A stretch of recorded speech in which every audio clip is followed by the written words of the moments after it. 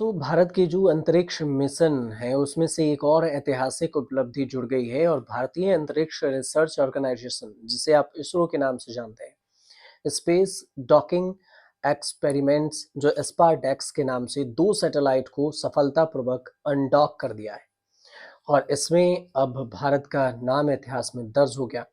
ये उपलब्धि भविष्य में भारतीय अंतरिक्ष स्टेशन और बाकी मानव अंतरिक्ष मिशनों के लिए भी महत्वपूर्ण मानी जाती रही है और इसरो का लक्ष्य ये है कि 2035 तक भारत अपना खुद का स्पेस स्टेशन बना लेगा और इसके पहले मॉड्यूल को 2028 तक लॉन्च भी कर देगा। अब कैसे हुआ ये सक्सेसफुल मिशन ये भी समझ लीजिए। स्पेस डैक्स मिशन में चैसर और टारगेट नाम की दो सैटेलाइट शामिल थे।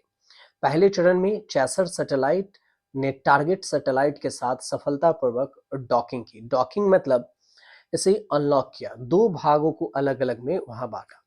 अनडॉकिंग की प्रक्रिया के दौरान इसरो ने एक कठिन तकनीक का इस्तेमाल किया। इसके तहत कैप्चर लीवर को रिलीज किया मतलब हटाया और डी कैप्चर कमांड भी जारी किया। अब इस हिसाब से देखें तो इसके बाद दोनों सैटेलाइट को सफलतापूर्वक अलग कर दिया, डी लॉक कर दिया। अब ये जो तकनीक है भारतीय वैज्ञानिकों द्वारा विकसित की गई है जो कि भविष्य में अंतरिक्ष में सैटेलाइट की मरम्मत, रिफ्यूलिंग और मलबा हटाने जैसे जटिल कामों में मदद करेगी। अब इसके साथ ही जो भारत ने इतिहास रचा है उसमें चौथा देश बन गया। इसरो की इस सफलता के साथ ही भारत अब अमेरिका, रूस और चीन के बाद दुनिया का चौथा देश बन गया है जिसने स्पेस डॉकिंग और अनडॉकिंग तकनीक में महारत हासिल की है।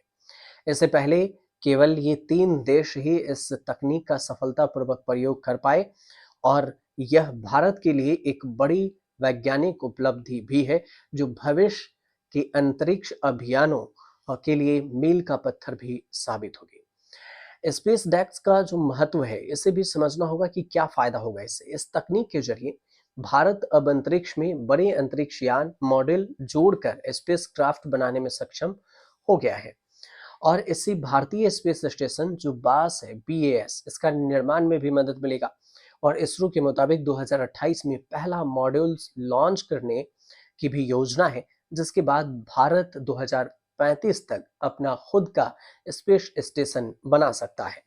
इसके अलावा इस सफलता से भारत को गगनयान जैसे मानव मिशनों में भी नई ऊर्जा मिलेगी।